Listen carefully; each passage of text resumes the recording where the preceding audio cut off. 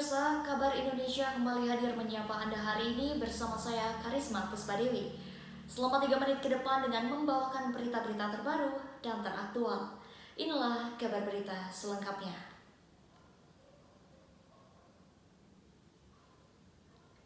Pemirsa, akhir-akhir ini sedang ramai diperbincangkan tentang perekonomian di tahun 2023. Bahkan Presiden Indonesia Joko Widodo memprediksi tahun 2023 menjadi tahun gelap akibat krisis ekonomi.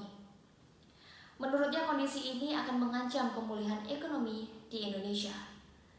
Sehingga masyarakat dan semua pihak dihimbau untuk mempersiapkan diri sehingga tekanan yang dihadapi bisa diantisipasi sedini mungkin. Namun tidak sedikit orang yang masih awam dan asing dengan istilah resesi global. Ekonomi global yang tak stabil dan terancam resesi pada tahun 2023 mendatang. Dampak resesi ekonomi yang sangat signifikan bagi masyarakat yang berujung lemahnya daya beli dan memperlambat ekonomi. Ada beberapa dampaknya, yaitu dapat memperlambat ekonomi, akan membuat sektor real menahan kapasitas produksinya sehingga pemutusan hubungan kerja atau PHK akan sering terjadi. Bahkan beberapa perusahaan mungkin menutup dan tidak lagi beroperasi. Kinerja instrumen investasi akan mengalami penurunan sehingga investor cenderung menempatkan dananya pada bentuk investasi yang aman. Ekonomi yang semakin sulit pasti berdampak pada pelemahan daya beli masyarakat. Karena mereka akan lebih selektif menggunakan uangnya dengan fokus pemenuhan kebutuhan terlebih dahulu.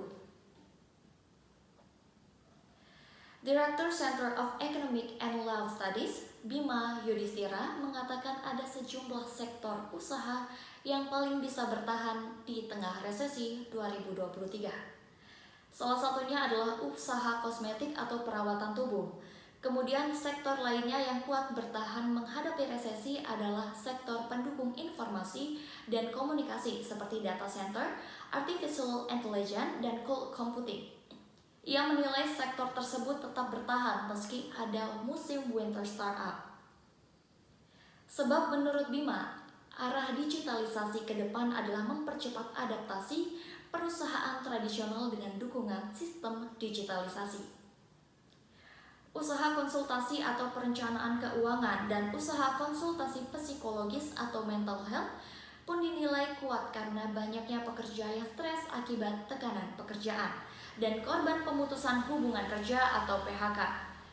Sektor usaha yang terakhir adalah makanan dan minuman atau F&B. Pasalnya, sektor ini berkaitan dengan kebutuhan dasar sehingga relatif imun terhadap resesi. Tetapi Bima Yudhistira mengatakan F&B yang berbasis pangan lokal bisa lebih bertahan dibandingkan makanan dengan konten bahan baku impor besar. Sebab resesi dapat berimbas pada terhambatnya pasokan komoditas impor. Pemirsa, dengan adanya kondisi seperti ini, kita harus lebih berhati-hati dan semoga masalah ini segera mendapatkan solusi.